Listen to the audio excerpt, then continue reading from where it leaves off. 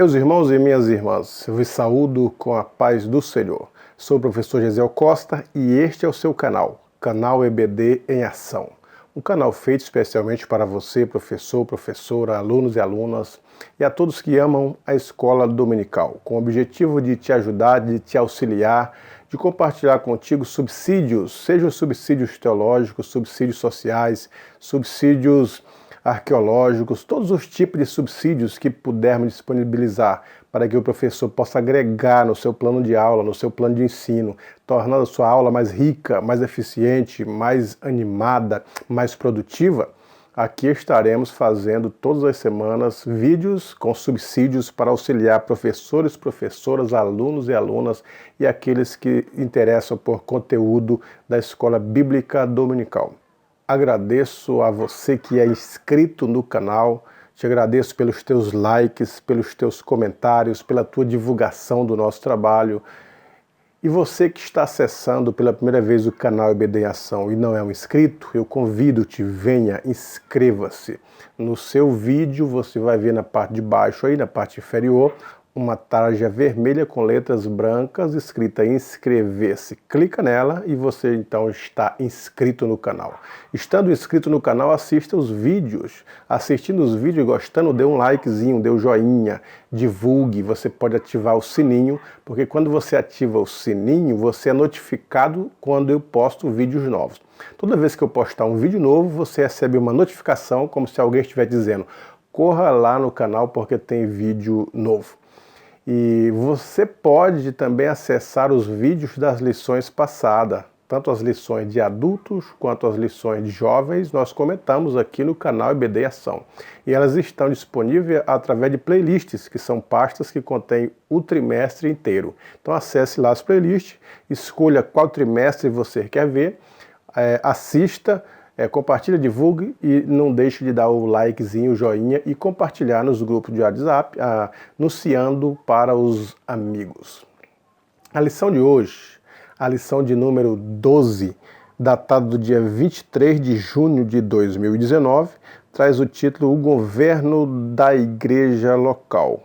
O texto do dia está em 1 Pedro 5:23. Apacentai o rebanho de Deus, que está entre vós, tendo cuidado dele, não por força, mas voluntariamente, nem por torpe ganância, mas de ânimo pronto, nem como tendo domínio sobre a herança de Deus, mas servindo de exemplo ao rebanho.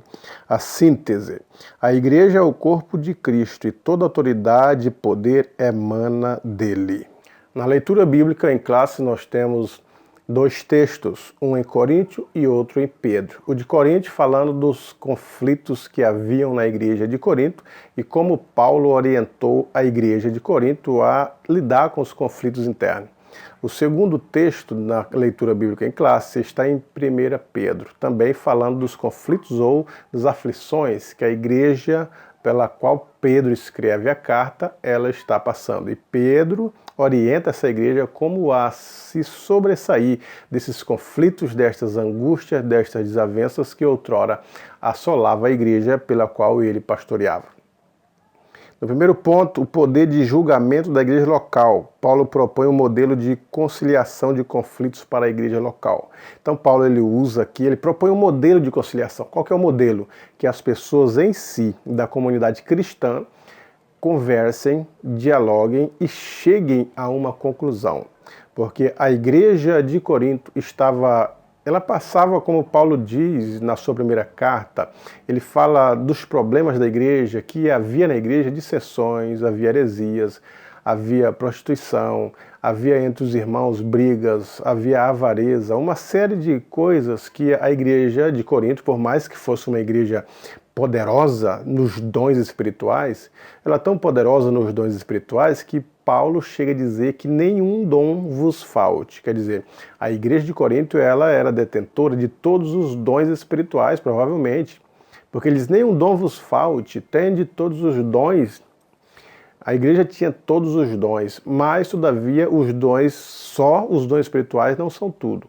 Há a necessidade de os dons andar junto com o fruto do Espírito. Então, para haver equilíbrio, para que haja uma igreja sadia, ou a vida de alguém, uma vida espiritual sadia, os dons com o fruto é que dá esse equilíbrio. E a igreja de Corinto estava sem esse tipo de fruto.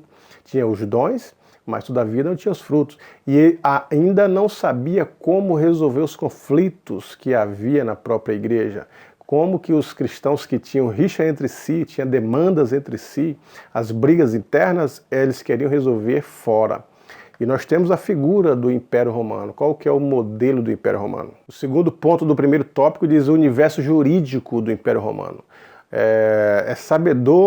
Sabemos pela história que o Império Jurídico ele favorecia aqueles a quem eles queriam. Era um julgamento que não era um julgamento honesto. A justiça de Roma não era uma justiça a favor do necessitado. Não era uma justiça a favor de quem de fato precisava do efeito da justiça. Mas muitas vezes esse julgamento jurídico romano, ele vinha com fraude, vinha para favorecer as pessoas que já haviam sido escolhidas, já eram cartas dadas. Como que uma justiça que se diz justiça, que vai julgar alguma coisa e comete a injustiça no próprio julgamento. É isso que Paulo está questionando. Se a igreja em si ela levasse as suas demandas de briga, de intriga, de justiça e injustiça para resolver no poder jurídico romano, haveria injustiça da mesma forma. Então Paulo ele convida os irmãos de Corinto para que aprendam a julgar as coisas entre si, que eles mesmos acham meio para que possam dialogar, chegar a um denominador comum sem trazer escândalos para a sociedade. Porque a partir daquele momento Paulo está dizendo que a igreja de Corinto era uma igreja separada, uma igreja diferente, uma igreja com atitude diferente da comunidade. E todo o seu caráter, a sua postura, as suas demandas sociais deveriam ser diferenciadas da sociedade, não de acordo com a sociedade, porque onde está a diferença de um cristão? Qual a qualidade de um cristão? Como a igreja de Corinto poderia brilhar naquele mundo de densas trevas, de injustiça social, de fraudes e de roubo? Então, Paulo está chamando a atenção da igreja de Corinto para que seja luz, para que seja diferente, para que aprenda a lidar com as injustiças, mesmo dentro da própria igreja, sejam elas internas ou não. Então, como fazer esse julgamento? Então, ele dizia assim, que Então a pessoa mais incauta dentro da igreja de Corinto, ela poderia ter mais justiça do que a maior autoridade em Roma. Porque além deles não terem a mente de Cristo, os preceitos divinos, ainda não ter uma obediência, não ter um caráter formado, eles ainda eram fraudadores, ainda eram injustos com a sua própria justiça. Então isso não convinha para uma pessoa ímpia que não sabe o que é honestidade, julgar as demandas da igreja. É isso que Paulo está clamando, que a igreja resolva seus próprios conflitos internos honestamente, que saiba julgar diferentemente do que a sociedade romana julgava, não com as cartas dadas já para obter um resultado pronto e pré-estabelecido, mas que eles aprendessem a fazer um julgamento honesto. Paulo não elogia a igreja por causa dessas questões, nem quem está fraudando, nem quem está sendo injustiçado, nem quem está propondo. Então Paulo ele não está louvando ninguém, nem quem quer, nem quem está sofrendo o infortúnio, nem quem está impetrando o infortúnio. Ambos precisam descobrir a graça de Deus, precisam descobrir o favor de Deus, precisam conhecer a perfeita e vontade de Deus. Paulo está reclamando isso para a igreja de Corinto. Por mais que seja uma igreja poderosa, uma igreja abençoada, uma igreja rica, uma igreja grande, com todos os dons, mas precisava destes fruto do Espírito para poder resolver as suas questões internas. Paulo, então, no terceiro ponto do primeiro tópico, diz que o poder de julgamento da igreja estava condicionado à prática da justiça. Então, se nós vamos praticar a justiça, ser justo, eliminar as falhas, o pecado, tirar da nossa vida todo o infortúnio que não agrada a Deus, então nós vamos começar a praticar a justiça. Praticando a justiça, nós vamos saber como lidar com os negócios, com o irmão, a nossa comunhão, as nossas dívidas, as nossas responsabilidades. É isso que Paulo está chamando a igreja de Corinto para a prática da justiça. Não era possível uma igreja que se dizia lavada, comprada e remida com o sangue de Cristo, disposta a obedecer os preceitos da lei divina e ainda viver de acordo com a vida velha romana, a prática da justiça, fraudando, e isso Paulo reclama. E ele diz, vai mais além ainda, dizendo que aqueles que fraudam os irmãos, aqueles que cometem injustiça, eles não têm um pecado mais leve, não é um pecadinho, mas ele faz uma comparação como os devassos, como os beberrões, como os afeminados, como os ladrões. Paulo faz uma comparação com os roubadores, com os adúlteros, com os idólatras. Então ele diz que o pecado é o mesmo teor. Então não adianta dizer que não comete um roubo, mas todavia comete a injustiça. Então Paulo está equiparando isso para mostrar para a igreja de Corinto a gravidade de se cometer a injustiça com o seu semelhante, principalmente com os domésticos da fé. Ele está ensinando os irmãos a viver uma vida pia, justa, santa diante de Deus. No segundo tópico, o comentarista vai falar sobre o poder institucional na igreja local. Quem eram os destinatários da primeira epístola de Pedro? Então, o primeiro tópico trata de Paulo com a igreja em Corinto. O segundo tópico trata de Pedro com a igreja que estava sendo destinada à primeira epístola dele. Então, a pergunta é, quem eram essas pessoas que a carta estava sendo destinada? Aí está dito aqui na lição, que eram os estrangeiros dispersos. Eram estrangeiros, muitas vezes escravos, eram as pessoas pobres, eram os pares da sociedade, que o evangelho alcançou, e que a sociedade marginalizavam eles, e que muitas vezes perseguiam esses cristãos, sejam eles escravos, sejam eles estrangeiros, sejam eles párias da sociedade, os desprezíveis, perseguiam, porque diziam que eles eram amaldiçoados. E por estas pessoas aprenderem através do Evangelho que só a Deus se adora, não se adora ao César. Devido a isso houve perseguição, porque os escravos não tinham valor nenhum. Os escravos eram como um objeto e as pessoas tratavam de tal forma, talvez menos do que um animal. E agora, dentro desse contexto judaico-cristão, dentro do pensamento do cristianismo, que Pedro está dizendo aqui, que o cristão ele deve tratar, não interessa se é escravo, se é estrangeiro, se é os párias, mas se ele se converteu é nosso irmão. O tratamento é diferente. Não existe as pessoas com pensamento inferior e são amaldiçoadas por isso. Essas questões de inferioridade por causa da posse, por causa do poder, por causa da cultura. Dentro do Evangelho não existe. Se é um ser humano, não interessa a classe que ele está, não interessa a intelectualidade, o nível de poder que ele tem, o poder aquisitivo, a posse que ele tem, a influência que ele tem na sociedade. Se for uma pessoa que não tem nada disso, é desprovida de tudo isso, mas ele é um cristão, ele é digno de ser tratado como tal. O Evangelho faz essas questões. O Evangelho equipara as pessoas. O Evangelho traz as pessoas para o valor que Cristo dá pela alma que ele tem.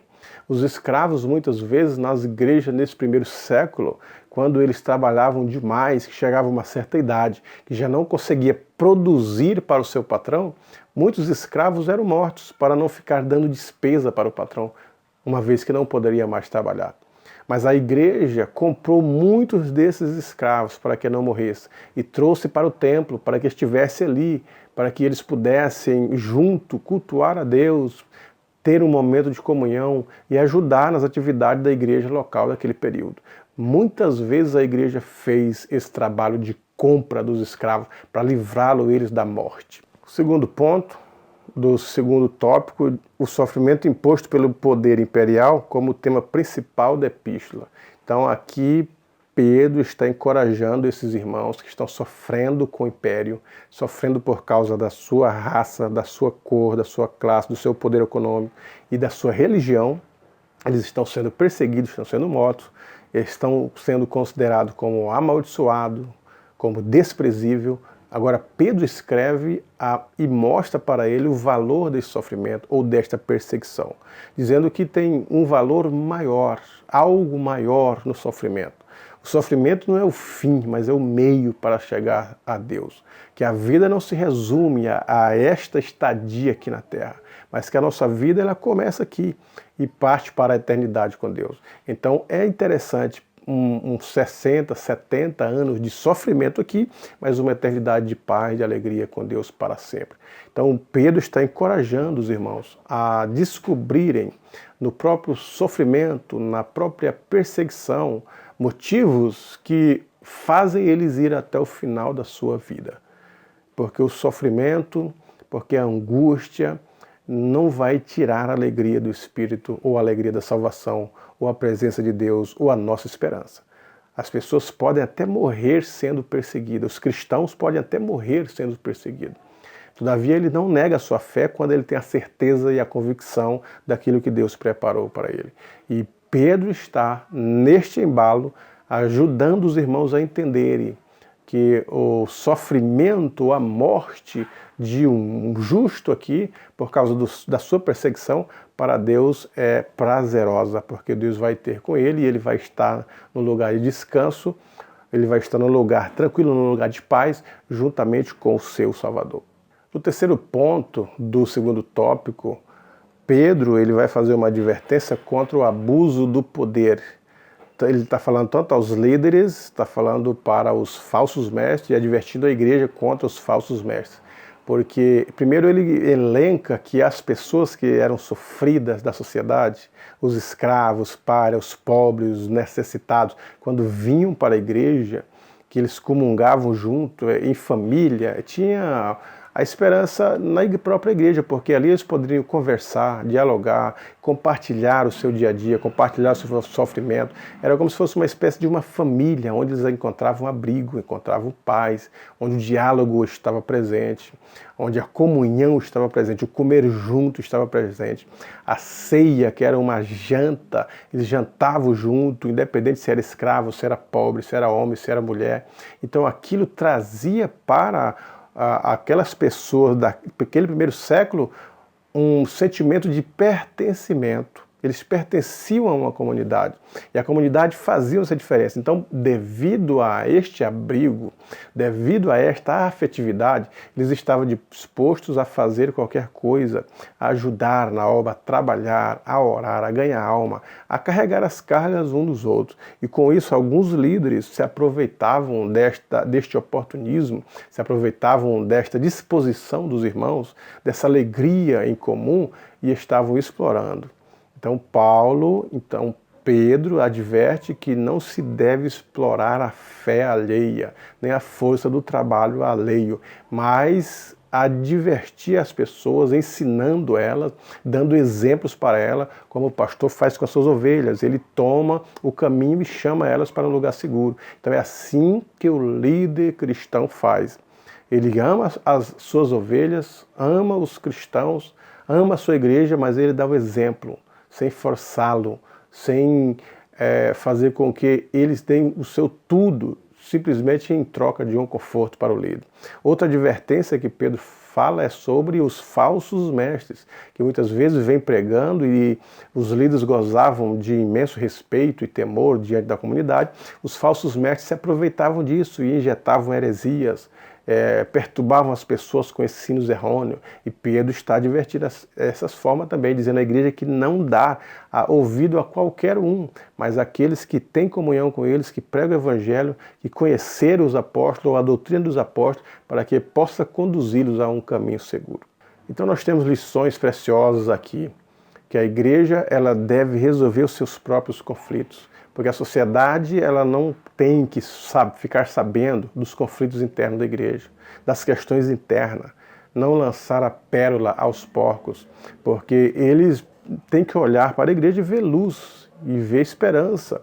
E os nossos conflitos nós resolvemos internamente entre nós, não precisamos do juiz lá fora para julgar aquilo, porque a justiça de Deus está na igreja, através da palavra, através dos ensinos bíblicos, é que nós vamos ter um coração de justiça, um pensamento de justiça e andar honestamente. Mas as pessoas que estão no mundo, eles têm o conceito daquilo que o mundo oferece, a filosofia que o mundo oferece. A deturpação em qualquer setor da sociedade está presente no mundo, então não é referencial para a igreja se espelhar no mundo. nem na justiça do mundo, mas na justiça de Deus, e aprender a lidar com os irmãos desta forma. E então aprendemos isso com Paulo, e com Pedro aprendemos também que a igreja deve ser ensinada com modéstia, deve ser ensinada com integridade, ensinada com a fé, com a Bíblia, à disposição para ajudar as pessoas a crescerem e observar que cada um dos irmãos são simples e precisam do auxílio para poder conviver nessa comunhão, no partir do pão, e esse sentimento de pertencimento à comunidade cristã, à igreja de Deus, chamados para fora, que Cristo é o cabeça e os líderes são os que ajudam as pessoas a melhorarem cada dia mais. Portanto, meu professor e minha professora, que você tenha uma boa aula e que os seus alunos tenham esse sentimento de que pertencem a uma comunidade cristã e que Cristo é o cabeça da igreja e nós somos o corpo.